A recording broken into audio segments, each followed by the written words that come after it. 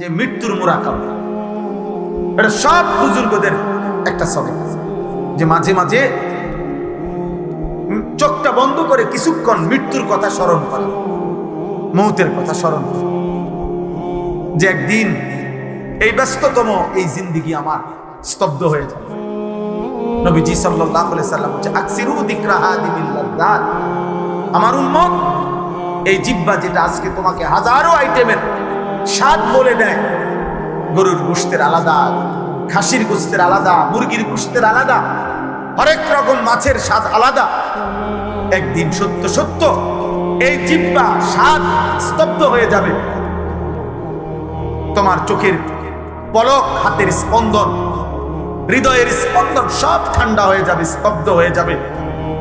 সেই মৃত্যুকে বেশি বেশি স্মরণ করো, যে মৃত্যু তোমার জিহ্বার স্বাদ বন্ধ করে দিবে, যে মৃত্যু তোমার চোখের পলক নিভায়ে দিবে, যে মৃত্যু তোমার হৃদয়ের স্পন্দন স্তব্ধ করে দিবে। আল্লাহ নবী সাল্লাল্লাহু আলাইহি ওয়াসাল্লাম বলেছেন। তো এখানে মহান আল্লাহ পাক রব্বুল আলামিন বলছে, বান্দা তোমার মনে থাকে আর না থাকে, তুমি গুরুত্ব দাও আর খামখেয়ালি করো, তুমি আনুগত্য করো আর নাফরমানি করো, মনে রাখো বান্দা, যে অবস্থাতেই থাকো না কেন, একটি নির্দিষ্ট সময়ে সত্য সত্য মৃত্যু যন্ত্রণা তোমার চলে আসে। প্রত্যেক মানুষের, আমার ভাই আমি দেরি করবো না, অল্প সময়, তর্জমা বলতে বেশিক্ষণ লাগবে না, এই মূল কথাটা বুঝাইতে চাইছি। প্রত্যেক মানুষ মনে রাখতে হবে, এক নাম্বার তো আমরা মৃত্যুবরণ করব, দুই নাম্বার হলো মৃত্যুর পূর্ব মুহূর্তে, মৃত্যুর পূর্বক্ষণে ইমানদার হোক আর নাফরমান হোক, নবী হোক আর রাসূল হোক, আর শ্রেষ্ঠ কাফের হোক, মুশরিক হোক, প্রত্যেককেই সাকরাতুল মাউত, মৃত্যুর যন্ত্রণা ভোগ করতে হবে।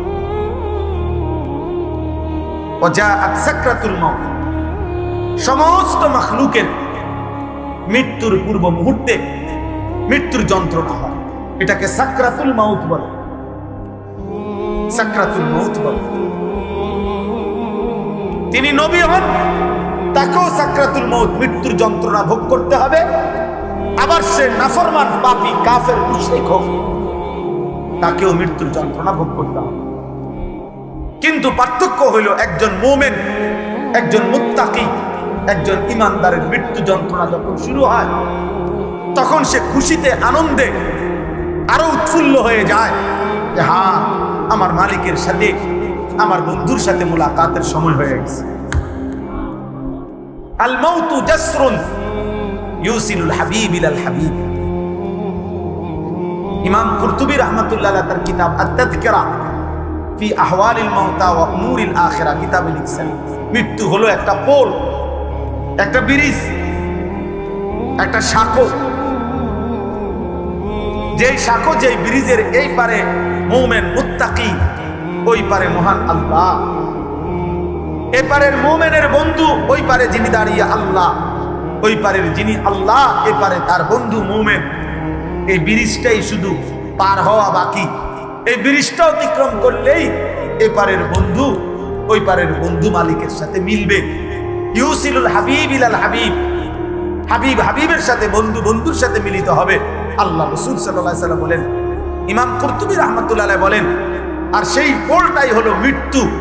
মুমিন মরবে তো তার বন্ধু মালিকের সাথে সম্পর্ক হয়েছে, সম্পর্ক হয়েছে।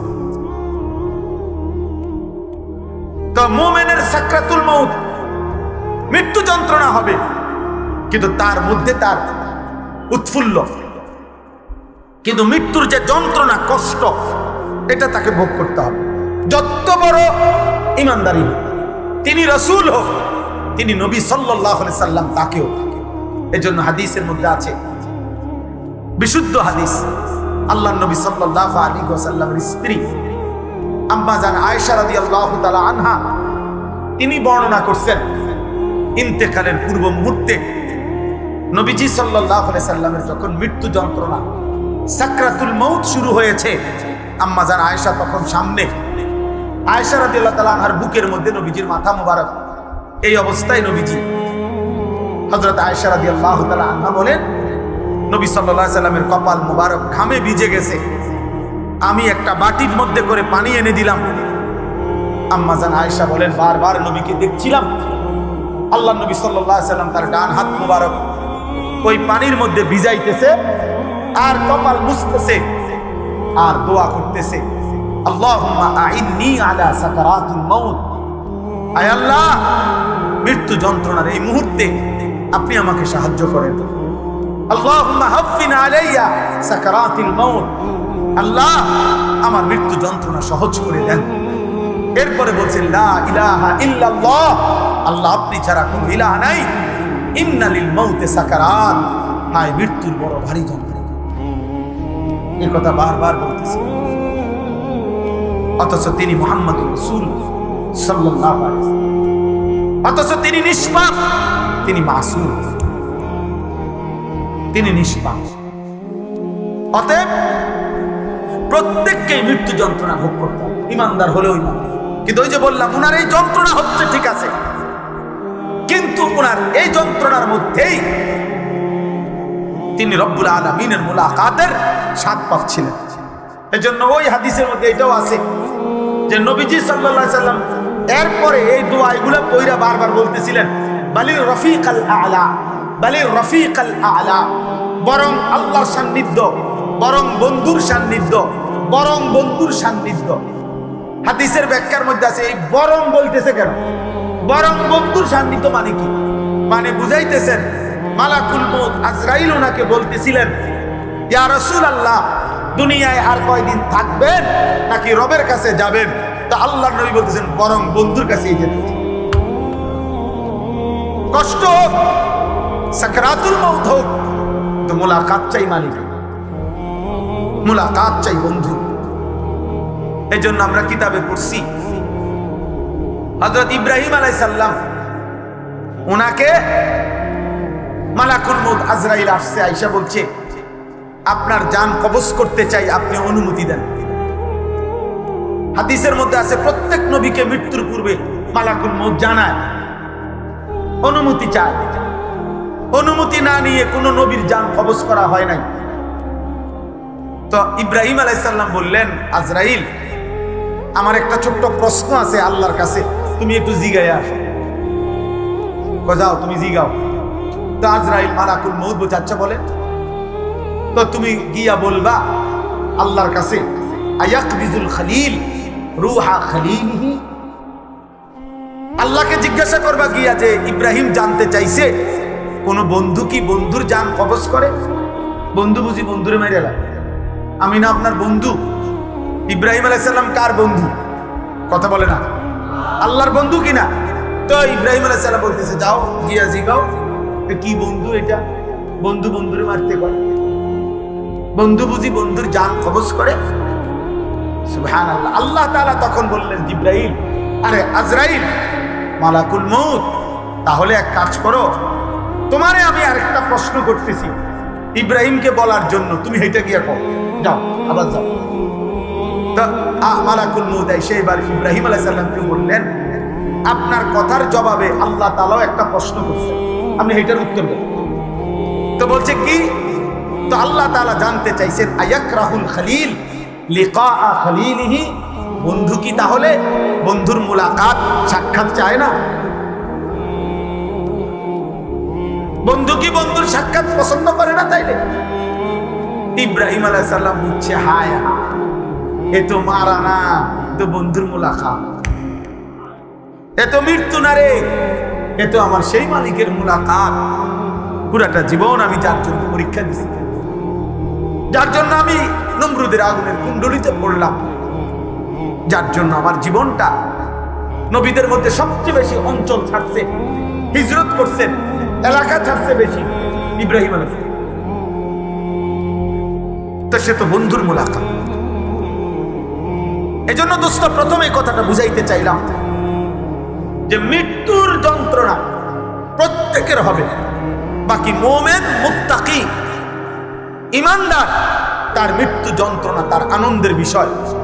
কষ্ট হচ্ছে ঠিক আছে, কিন্তু আনন্দ হচ্ছে যে আমার রবের মুলাকাত। এবার তার বিপরীতে দোস্ত, তার বিপরীতে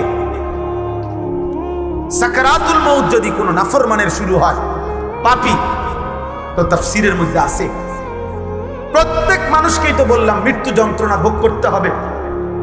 আজকে নওজোয়ান, এই তোমাদের কাছে আমার বিশেষ কথা এটা, একটু শুধু ইনসাফের সাথে শোনো। কষ্ট করছো ভাই, অনেক শ্রদ্ধেয় ওলামারা বয়ান করছেন। তাফসীরের মধ্যে আছে এক টানা 900 বছর ধরে নেন কোন ব্যক্তি এই পৃথিবীতে হায়াত পাইছে, আর 900 বছর 950 বছর হায়াত পাওয়া এই পৃথিবীতে কারো উদাহরণ আসেনি? নাই। কে? নূহ আলাইহিস সালাম। কথা বলে না? তাহলে এই পৃথিবীতে 950 বছর বাঁচার উদাহরণ আছে কিনা? তো উদাহরণ তো আছে, আদম আলাইহিস সালাম। তাহলে এই জন্য বললাম, কেউ যদি 900 বছর একটানা পৃথিবীতে হায়াত পায়, দোস্ত মনোযোগ দিয়ে কথাটা শুনো, কিন্তু এই 900 বছর সে আল্লাহর নাফরমানি করছে, কিন্তু 1 সেকেন্ডের জন্য 900 বছরের দুনিয়ার হায়াতে কোনোদিন কোনো দুঃখ, কষ্ট, যন্ত্রণা, বেদনা পায় নাই, একটা সুইয়ের আঘাত লাগে নাই, একটা কাঁটার আঘাত লাগে নাই, সে হাসি খুশি আনন্দ ফুর্তি এই মৌজ করে এই জীবনটা চলছে। নাচ গান, নারী, ছবি, জিনা, ব্যভিচার, মদ, জুয়া, চুরি, ডাকাতি, সুদ, ঘুষ, বেহায়াপনা, বেলেল্লাপনা, যা মন চায় তাই করছে, কিন্তু কোনোদিন কষ্ট পায় নাই। ধরে নাও, মানে ধরে নিচ্ছি যে কোনোদিন এর কারণে সে দুনিয়ার হায়াতে কোনোদিন 1 সেকেন্ডের ব্যথা পায় নাই, কোনো কষ্ট হয় নাই। খোদার কসম, তাফসীরে লিখছে এই 900 বছরের নাফরমান জীবনে যে কোনোদিন কোনো দুঃখ দেখে নাই, মৃত্যুর যন্ত্রণা তার যখন শুরু হবে, সাকরাতুল মউত, আল্লাহর কসম বাপ, 1 সেকেন্ডের মৃত্যু যন্ত্রণা, খোদার কসম, এই ছেলেরা তারে 900 বছরের সুখ আর আনন্দ 1 সেকেন্ডে ভুলাবে।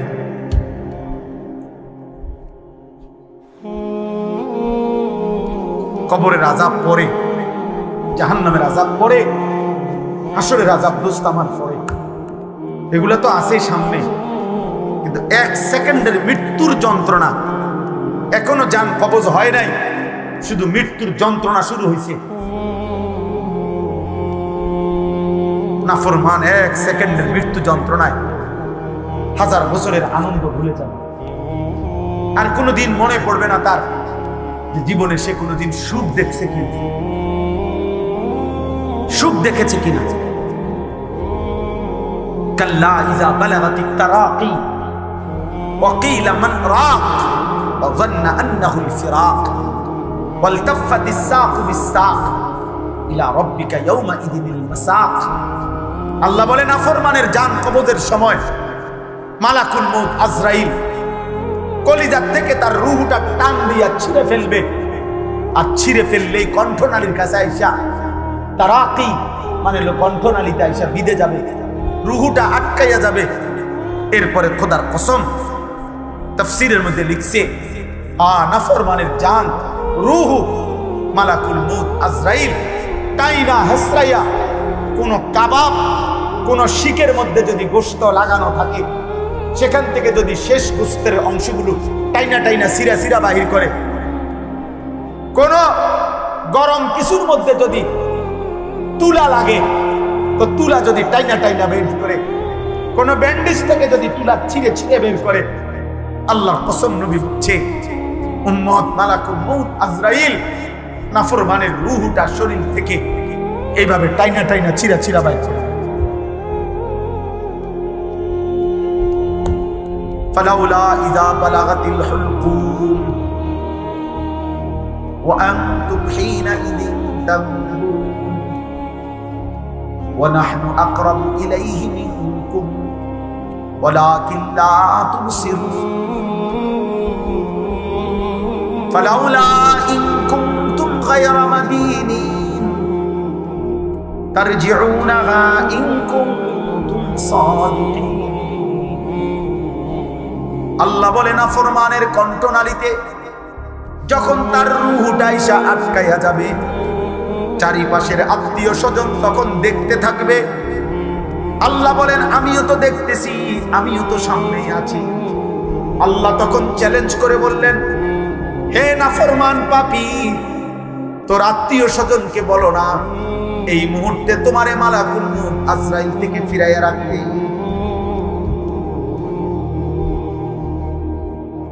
অতএব প্রিয় ভাইয়া, কবরের আযাব তো সামনে, জাহান্নামের আযাব তো সামনে। এক সেকেন্ডের মৃত্যু যন্ত্রণাও তো তুমি সহ্য করতে পারতা না। হযরত আমর ইবনুল আস রাদিয়াল্লাহু তাআলা নবীজির বিখ্যাত সাহাবী, ওনাকে বলা হয়েছিল মৃত্যুর পূর্বে ওনার ছেলে, উনি ঈমানদার, উনি সাহাবী, ওনার ছেলে আব্দুল্লাহ ইবনে আমর ইবনুল আস উনিও সাহাবী। ছেলে বলতেছিলেন মৃত্যুর পূর্বে, আব্বা আপনার কাছে এই মুহূর্তে, শেষ মুহূর্তে মৃত্যু যন্ত্রণা কেমন মনে হইতেছে? প্রিয় ভাই শোনো, হযরত আমর ইবনুল আস বলছেন, ইয়া বুনাইয়া কাআন্না জিবালাদ দুনিয়া আলা সাদরি ওয়া কাআন্নি আতানাফাসু মিন সাকবিল ইবরা। এই কিতাব আমার কাছে গাড়িতে আছে। ওয়া জাআত সাকরাতুল মাউত বিল হক, এটাই কিতাবের নাম। আমার কাছে একটা আরবি কিতাব আছে, এই কিতাবের নামে এটা, এই কিতাবে লিখছে। হযরত আমর ইবনে আস বলে, পুত, এই বাপ সন্তানকে বলছে, বাবা রে, আমার মনে হচ্ছে কাআন্না জিবালাদ দুনিয়া, দুনিয়ার সমস্ত পাহাড়গুলো আমার বুকে চাপ দিয়ে রাখছে। কাআন্না জিবালাদ দুনিয়া আলা সাদরি, মৃত্যু যন্ত্রণা আমার মনে হচ্ছে দুনিয়ার পাহাড়গুলো আমার বুকে চাপ দিয়ে রাখছে রে। ওয়া কাআন্নি আতানাফাসু মিন সাকবিল ইবরা, আর আমি যেন এই পাহাড় চাপা অবস্থায় আমি যেন সুইয়ের ছিদ্র দিয়া, সাকবিল ইবরা, সুইয়ের ছিদ্র দিয়ে আমি যেন একটু একটু নিঃশ্বাস নিতেছি। আমার ছেলেরা, আমার কিশোর, আমার নওজোয়ান, আমার 16 বছরের সন্তান, এত অল্প বয়সে তুমি এত গুনাহ, এত নাফরমানি কেমনে করছো বাবা? তুমি কেমনে সহ্য করবে আব্বা? আমার 16 বছরের যে সন্তান আছে, আমার প্রথম সন্তানের বয়স 16 বছর বরাবর। এই জন্য 16 বছর বয়সী ছেলে তুমি আমার সন্তান।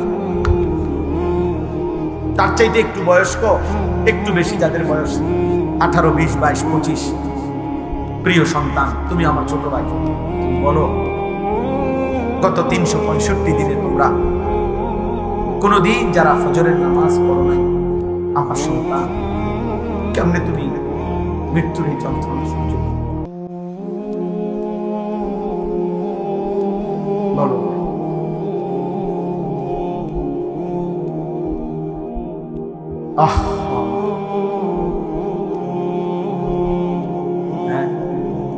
সারা রাত যারা মোবাইলে নারী দেখো, ছবি দেখো, উলঙ্গ দৃশ্য দেখো, এত নারী, এত ছবি, এত জিনা, এত বেবিচার, এত অসভ্যতা,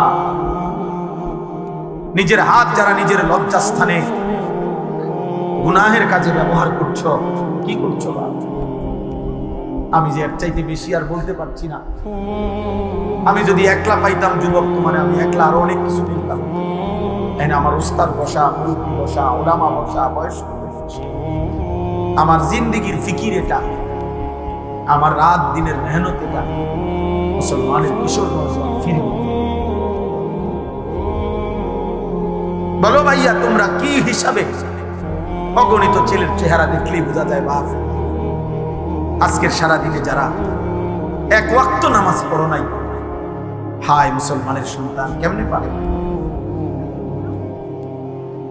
তুমি কি মরবা না? তুমি কি কবরে যাইবা না বাপ? এই পৃথিবীর কত রাজা বাদশাহ কবরে চলে গেছে, তুমি কি কোনোদিন কবরস্থান দেখো নাই? তুমি কারো জানাজা পড়ো নাই?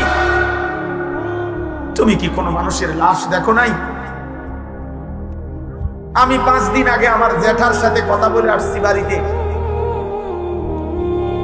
খোঁজ খবর নিছি 5 দিন পরে আমার জ্যাঠা মারা গেছে।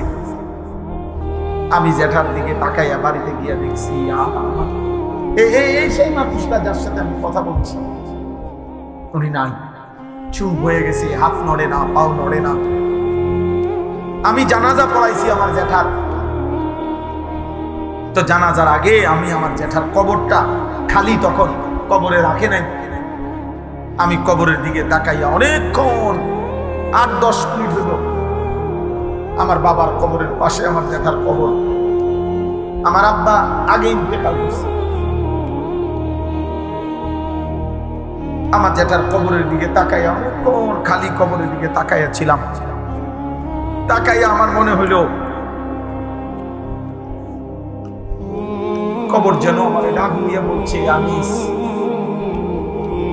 আমার কাছ থেকে 1 মুঠ মাটি দিছিলাম আমি তোমার জ্যাঠারে বানানোর জন্য, আজ আমার মাটি আমি ফেরত দিলাম। ওয়াফিহা নাঈম, নওজোয়ান তোমার মাটি মাটির কাছে ফেরত চলে যাবে, তুমি মাটি ছাড়া আর কিছু না। তোমার এই চোখ, নাক, কান, হাত, পাও, হ্যাঁ চোখ, নাক, কান, মাটি। ইসলামিক সব গুরুত্বপূর্ণ আলোচনা এবং দ্বীনের জ্ঞান অর্জন করতে আমাদের চ্যানেলটি সাবস্ক্রাইব করে পাশে থাকুন।